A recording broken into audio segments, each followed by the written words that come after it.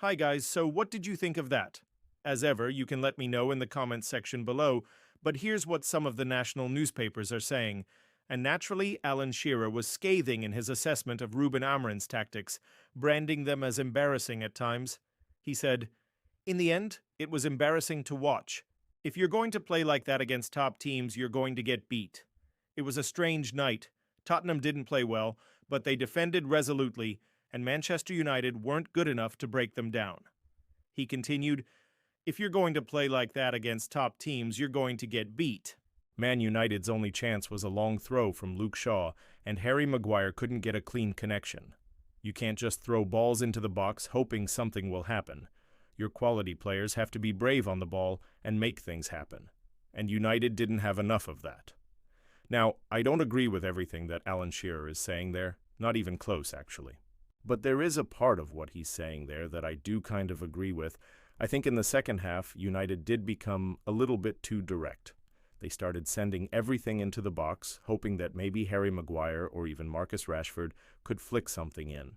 But it was always going to be difficult, wasn't it? Because if you look at Tottenham's shape here, they've got 7 players behind the ball, possibly even 8 if you want to include the goalkeeper, and then they break quickly whenever they win the ball.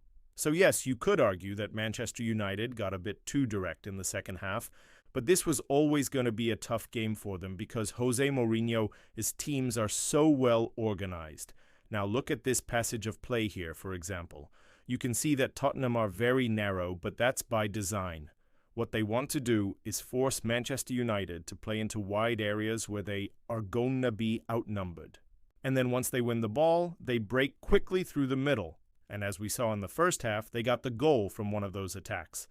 So this is what makes Tottenham such a tough team to break down. They're very compact. Even when they don't have the ball, look at how narrow they are. It's almost impossible to get behind this team. You can also see there that Manchester United have got a lot of men behind the ball, but they're not compact enough. There's big gaps between Bruno Fernandes and the 2 centre-backs.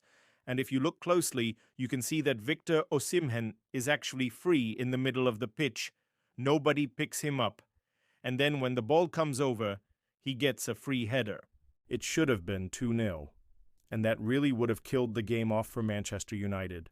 Fortunately, David De Gea made a fantastic save, but what I would say is that overall, United did create a lot of chances, probably more than they would have created against a better team.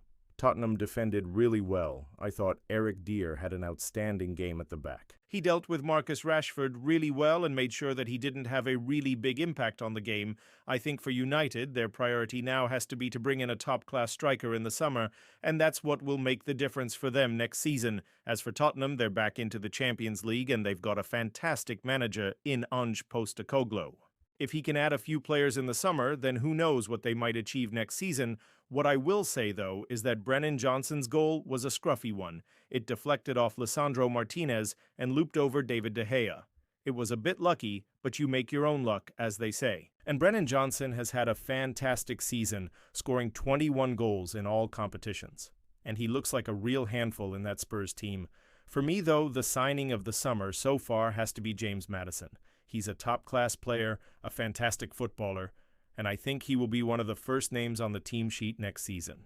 As for Manchester United, they need to regroup now and finish the season strongly. They've got a Europa League final to look forward to next week, and that is now their only chance of playing in the Champions League next season. What do you think, though, guys? Let me know in the comments section below, and I'll see you forever. Thanks for watching.